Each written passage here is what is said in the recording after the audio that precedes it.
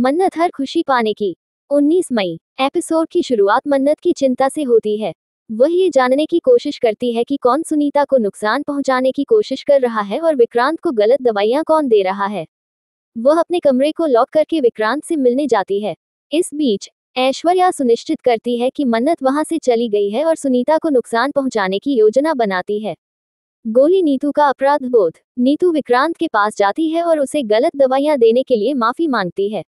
वह स्वीकार करती है कि उसने विक्रांत को उसकी असली पहचान से दूर रखने के लिए ऐसा किया, क्योंकि वह नहीं चाहती कि विक्रांत ये जाने कि वह उसका असली बेटा नहीं है। मन्नत और विक्रांत का भावनात्मक पल। मन्नत विक्रांत के पास जाती है और उसका हाथ पकड़कर अपने दिल की बात कहती है। वह उसे याद दिलाती है कि वह एक अच्छा इंसान है और उसकी मदद करना चाहती है। वह अपनी पहली मुलाकात को याद करती है और कहती है कि वह उन दिनों को फिर से जीना चाहती है। विक्रांत होश में आता है और मन्नत को देखकर सोचता है कि वह सपना देख रहा है।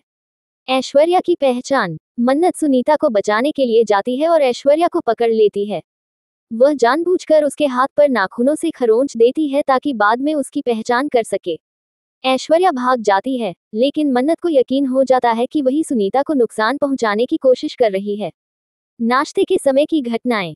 अगले दिन नीतू विक्रांत को नाश्ता करने के लिए कहती है। निखिल के माता पिता शादी को 2-3 महीने के लिए टालने का निर्णय लेते हैं। रॉनी उन्हें पहले शादी करने और फिर निखिल को काम पर वापस भेजने का सुझाव देता है। मन्नत खीर बनाकर सबको परोसती है और ऐश्वर्या के हाथ पर खरोंच के निशान देखकर पुष्टि करती है कि वही सुनीता को नुकसान पहुंचाने की कोशिश कर रही है। सेलफोन मन्नत की योजना।